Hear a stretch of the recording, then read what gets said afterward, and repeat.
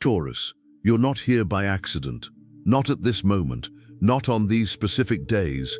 Something you could call it, whatever you want. He put that video in front of you just when you were about to let the month end without looking at what he was trying to tell you. The last days of April have a weight that Taurus knows in an almost physical way. A low internal pressure remains. Everything seems the same. Everything still works. You still deliver, but there's something hanging in the air that you sense before you to be able to name. Most people go through this and put it off until next week, for when I have more time, more clarity, more willingness to look at what is demanding attention. But you're here, and that already tells me that you feel that this is not, it's time to push forward. What I'm going to show you in the next few minutes isn't the Taurus you think it is. You know, it's not the beautiful, organized stability that everyone admires from the outside. It's what lies beneath all of this. The mechanics that nobody explains. Why? It requires you to look at an uncomfortable place within yourself, a place where does everything you've held on to for too long end up? And at the heart of it all in these last days of April, there is a farewell that is being asked, not loudly, not dramatically, with that gentle insistence that only the truth matters. The question is, will you listen? There's a feeling that Taurus knows well but rarely names. It's not sadness. It's not exactly longing. It's more like that strange calmness, which comes when you realize, almost unintentionally, that some chapter of your life, it's coming to an end before you're ready for it. These last days of April have that weight, too specific to ignore, too vague to explain out loud. And perhaps as you listen to this now, there's something deep down inside. My chest recognizes exactly what I'm describing. Low blood pressure, silent, like the feeling that something needs to be said or let out, but the words fail. And then the day passes. Then the next, the feeling continues. This is no coincidence, and it's definitely not a sign of weakness. There's an internal mechanism in Taurus that most people never stop to consider, to truly examine it. Not just the visible part, the persistence, the slow construction, loyalty that borders on unwavering. Everyone knows that part. But the layer, what lies beneath all of this, that's the conversation that almost never happens, because Taurus is not stable by nature. Taurus has learned to be stable. At some point, and this may have been early, very early, Taurus realized that the ground beneath their feet wasn't as firm as it should have been. May good things come to them. Sometimes they leave without warning, and sometimes the people who should stay don't. They stayed. And then Taurus did what Taurus does best, adapted, built, created, with their own hands and their own stubbornness, a kind of solidity that depended on as little as possible of what comes from outside. But there's a cost to that, and nobody tells you about it. When you learn to build security on your own, she learns, almost without realizing it, that letting go is dangerous, that letting go creates space for the uncertain, and the uncertain, for Taurus, has a very specific flavor. The I like everything that was once good, and then one day left without asking permission. So Taurus, hold on to bonds that have already run their course. Hold on to memories, hold on. Versions of themselves who have already fulfilled their purpose, but who seem too familiar to abandon. Holds on to even old pains, not because she likes it. It's not about suffering, but because known pain seems safer than the unknown of not having her anymore. And now I need to ask you a question. Not a rhetorical one, a real one. What are you carrying now that you already know deep down you should have released? It could be a relationship. It could be a version of you that functioned well in another context, but it doesn't work anymore. It might be a belief about what you deserve. Old, inherited, never truly yours, but carried with you for so long. It was a time when it started to seem real. These last days of April have a quality that is almost impossible to ignore. When you're in Taurus, it feels like time has become denser, that the things you've been putting off are getting closer. How? If the entire month had built up the pressure that now, in these last few days, I was asking for an answer. Not a rupture, not a revolution, just honesty. Taurus is ruled by Venus, and Venus at its core isn't about romantic love. It's regarding value, what you believe you deserve, what you consider valuable enough to keep close. And more than anything, what you act as if you believe that it will really last. And this is where things get disturbingly interesting, because there is a huge difference between this and the Taurus that the world sees, abundant, constructive, generous, and the Taurus who silently feels that what he has will never be enough. What if Taurus deep down doesn't truly believe that good things last for him? That question doesn't have a definitive answer. It comes quickly, and that's exactly why it lingers in the air, not as a provocation, but like a mirror you didn't ask for but can't ignore. It was while searching for answers to this that I found this digital book, The Divine Path That Guides Your Zodiac Sign Towards a Life of Purpose. That doesn't work like an instruction manual. It works like that conversation that Taurus has always needed to have about what remains when you stop protecting yourself from everything, about the difference between the security you built on the outside and the solidity that already exists within you, waiting to be recognized. It deepens. That's exactly the point, what Venus actually placed in Taurus even before you understand what that meant and what's blocking you from living. That's true. You're in that moment right now, still processing, with that feeling that it touched upon something real but which is not yet fully formed. That is the state. What's most important to do when reading this, when the discomfort is still active, when the question is still up in the air, not afterwards, when you've already occupied that space. The space was filled with something else, and the moment passed. The link is in the first pinned comment. But be warned, this content may offline. Click now to download your copy. And while you're at it, leave a comment below. Which version of yourself do you feel like you're holding on to more than you should right now? A line already that says it all.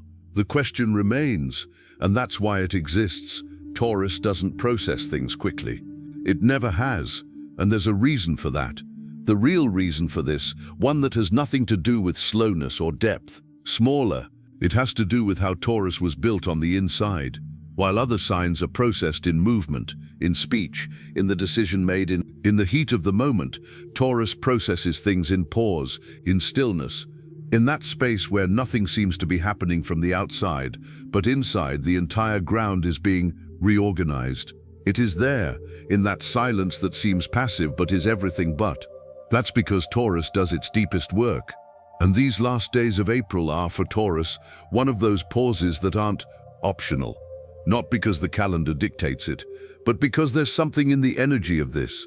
The time of year when the sun is right in the center of Taurus, that brings to the surface everything that was submerged. It's as if the internal pressure changed slightly. It's still standing, it still works. But those things you've been pushing, as they sink deeper, they get closer to the surface. And the question isn't whether you'll feel it. The question is what you do when you do feel it. There's a pattern in Taurus that's almost universal. When something bothersome starts to emerge, Taurus doesn't run away. Running away isn't their style. Taurus builds around, adds a layer of routine. It fills the space with something familiar, something comfortable, something. Fill the silence before the silence speaks too much. It's not denial, it's sophisticated emotional architecture. Taurus builds environments, both internal and external, that are full enough so that what's been left deep down doesn't need to be faced today or tomorrow, maybe never, and it works. For a while it works very well, until the cost starts showing up in the places you least expect, in an inexplicable reluctance to start something new. In the energy that should be available for what you want to build, but it's being drained by something that you can't identify. In the way certain thoughts come back, always carrying the same weight, like debts whose interest has grown without you realizing it. This is where saying goodbye starts to make sense in a completely different way, not as a loss, but as a relief. Before getting there, there's a layer that Taurus rarely examines directly, a grief that Taurus never names. Not a mourning with a funeral, with a date, with tears recognized by all. The mourning that it happens when a phase of life ends and you, Taurus, have remained standing, functioning, building, being the pillar, without ever truly stopping to feel that that phase was over. Have you ever lost something and never had a proper chance to grieve? It doesn't have to be a person. It can be a version of you, a dream that has been taking shape, silenced so gradually that you didn't even notice the moment it stopped. Feed it, a relationship that ended, but that you never completely. She stopped carrying it, not because she still wants to, but because the grieving process was never completed, and something remains suspended inside you. Taurus carries these unfinished griefs with a disturbing competence. It's like that song you hear and feel nostalgic for, but can't quite identify. Whose or what's it about? The emotion is there, its address isn't, and why not? It's clear you don't know what to do with it. So you do what you know how to do. You keep going. You add another layer, and the grief remains, in silence, waiting for a moment you never open.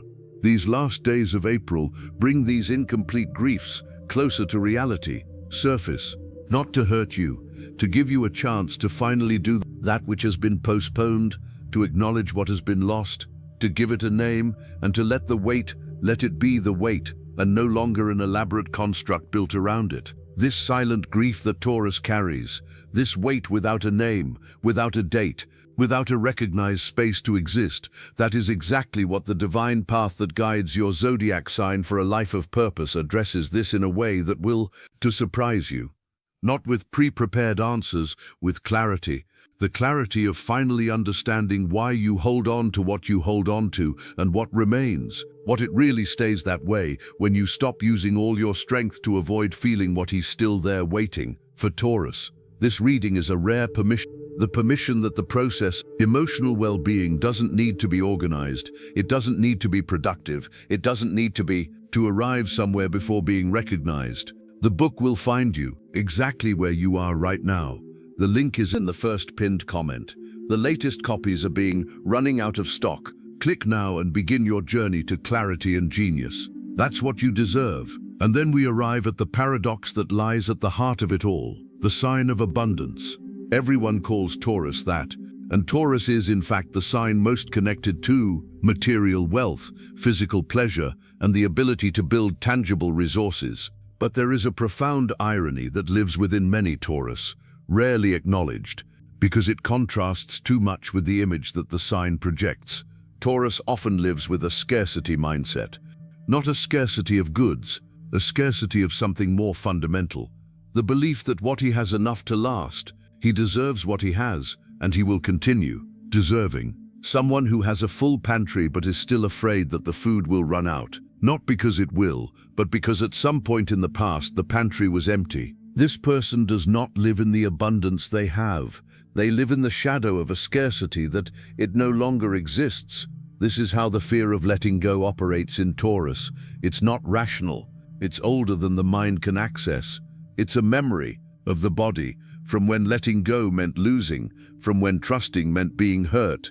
This memory is what produces resistance, the reluctance to let go, the need to hold on to the familiar, even when the familiar has become a burden. But there comes a time, and these last days of April are usually that time, where that belief begins to crack. A thin crack, a doubt that doesn't, please excuse me. What if what I'm holding isn't protection? What if it's just the echo of a scarcity that no longer exists? This crack in the belief in scarcity, this moment when Taurus begins to questioning what has always seemed obvious, that's exactly where the divine path comes in, which guides your zodiac sign to a life of purpose, enters with a depth you won't find anywhere else. The book doesn't convince you that you are abundant with beautiful phrases.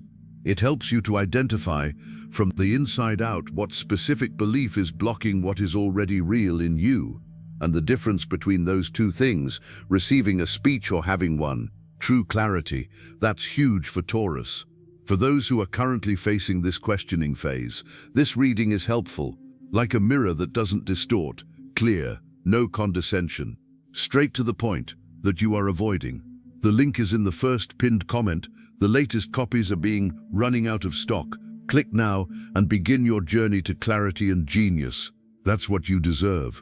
And now we come to the point that is perhaps the most difficult to say, but it's important to listen honestly. Taurus possesses a strength that is rarely accurately described. It is not the strength of, it is the strength of the one who pushes. It is the strength of the one who sustains, the one who endures, the one who remains while everything around changes shape, speed and temperature. This force is real, it's precious, It's the kind of force the world desperately needs, but there is a use of this strength that Taurus needs to examine honestly. It hurts a little when you use all your capacity to sustain what already was. To avoid letting go of what has already completed its cycle, you're not being strong. You are using force to avoid transformation. And the difference between the two things aren't always obvious, because from the outside it looks the same. It seems like persistence. It seems like loyalty. But deep down, and Taurus knows this, even if they never say it, there is a specific kind of exhaustion, the tiredness of someone who constantly uses energy to keep something in place that, if released, could disappear on its own. How to hold a door that has nothing on the other side because it seems like it should, not because it is necessary. The farewell that these last days of April are calling for doesn't need a ritual.